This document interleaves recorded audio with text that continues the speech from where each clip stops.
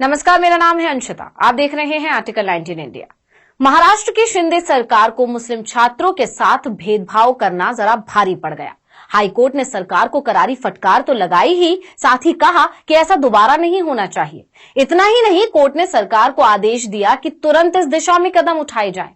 सरकार को जबरदस्त फटकार लगी, ये तो जान लिया, तो अब जरूरी है वो मामला जानना जिस पर शिंदे सरकार को हाईकोर्ट की नाराजगी का सामना करना पड़ा। तो जैसा कि हम आपको बता ही चुके हैं कि शिक्षा जैसे मामले में धर्म के आधार पर भेदभाव करना शिंदे भाजपा सरकार को भारी पड़ गया। आरोप है कि राज्य सरकार उर्दू स्कूलों की उपेक्षा कर रही है, उन्हें जानबूझकर सुविधाएं नहीं दे रही है। स्कूलों की हालत बदतर है, वहां शिक्षक नहीं है, बच्चों को बैठने के लिए बेंच और मेज नहीं है।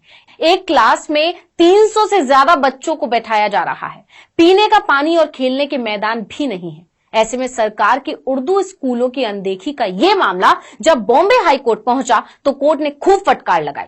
कोर्ट ने कहा कि क्या आपको पता नहीं है कि 5 से 14 साल के बच्चों की प्राथमिक शिक्षा को मौलिक अधिकार बना दिया गया है, जिससे साक्षरता बढ़े।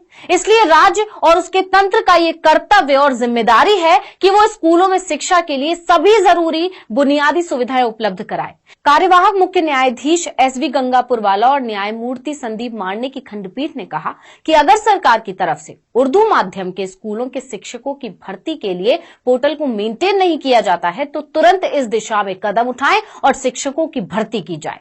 खंडपीठ ने आगे ये भी कहा कि स्कूलों की निगरानी का जिम्मा शिक्षा अधिकारी के पास होता है, लिहाजा वो देखे कि उर्दू माध्यम के स्कूलों में कौन सी सुविधाएं हैं और कौन सी नहीं है। अगर कमी नजर आती है तो शिक्षा अधिकारी कमी को दूर करने के लिए जरूरी कदम उठाएं, क्योंकि अब प्राथमिक शिक्षा मौलिक अधिकार के दायरे में आ गई है।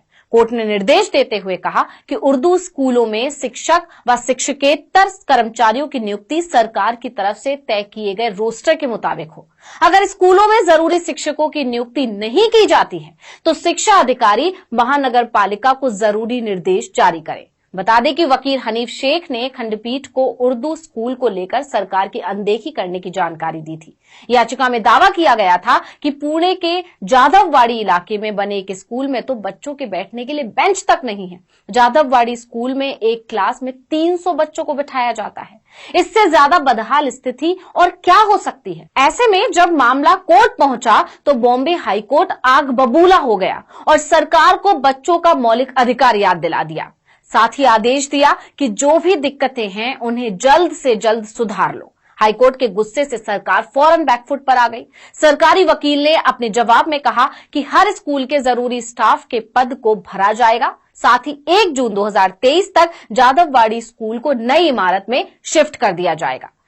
वहीं एक रिपोर्ट के मुताबिक महाराष्ट्र में उर्दू माध्यम के स्कूलों में सब कुछ ठीक नहीं है। जहां एक तरफ उर्दू विद्यालयों में शिक्षक नहीं है, वहीं दूसरी तरफ 9 मई को ही महाराष्ट्र के स्कूल शिक्षा मंत्री दीपक केसरकर ने घोषणा करते हुए कहा कि अगले महीने से शुरू हो रहे नए शैक्षणिक वर्ष की शुरुआत में करीब 30,000 शिक्षकों की भर्ती की जाएगी। वो शिवसेना कोटे से मंत्री हैं। केसरकर ने यह भी कहा कि राज्य दूसरे चरण में 20,000 और शिक्षकों की भर्ती करने की भी योजना बना रही है।